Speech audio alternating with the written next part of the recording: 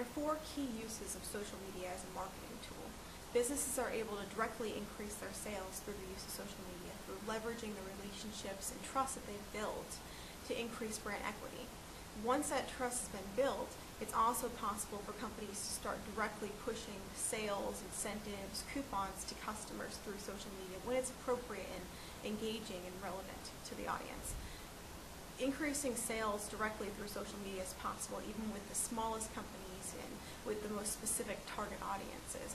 For example, Jeff Tucker, an equine dentist in Central Florida, used Facebook and Twitter and blogs to connect with horse lovers online. Through his use of social media, he was able to directly generate 100 new leads and 12 new clients.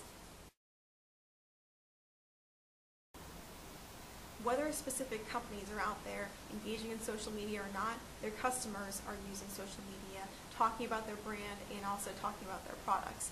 Social media is essentially a faster and more powerful version of word-of-mouth advertising. And users of social media are even more likely to ask a friend or family member online for advice before making a purchase.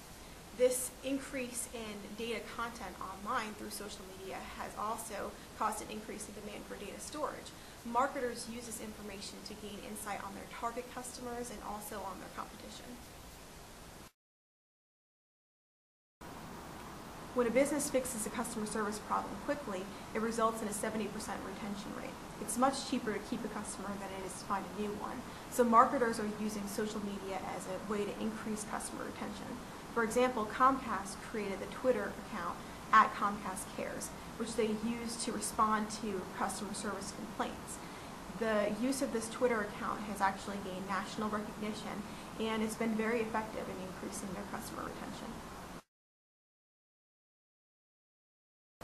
Social commerce is electronic commerce that's been integrated into social media. Social commerce uses online relationships to incentivize customers to make purchases. Groupon is an example of an extremely successful social commerce site that was actually able to use social media to generate $350 million in revenue in their first year of business.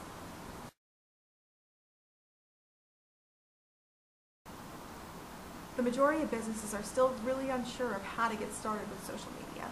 The first step in the process is pretty basic, which is to determine the goals and objectives of the campaign. It's very important that those goals and objectives are consistent with the overall business and marketing strategies of the organization. Marketers need to start going online and listening to conversations as well in order to fine-tune those goals, listening to what the competition is doing and saying and what their customers are doing and saying. A few examples of common social media goals are to directly increase sales, increase brand awareness, increase website traffic, or increase customer retention. The next step is to delve further into the research. Telling the right story in the right place is what generates results. Through the emergence of social media, the term social graphics has been coined, which refers to the social behaviors of consumers online. Social graphics is answered by questions like, where is a company's target consumers online? What social networks are they using? How are they using them? How often are they using them? Marketers also need to further examine their company's current presence online as well as those of their competition.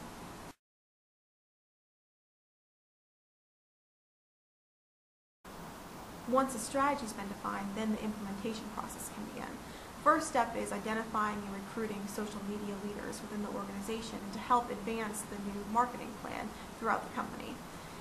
It's also very important to put together a formal training process and engage in consistent communication with employees so that they're aware of the company's goals, support the company's goals, and also that they're in tune with the basic social media do's and don'ts.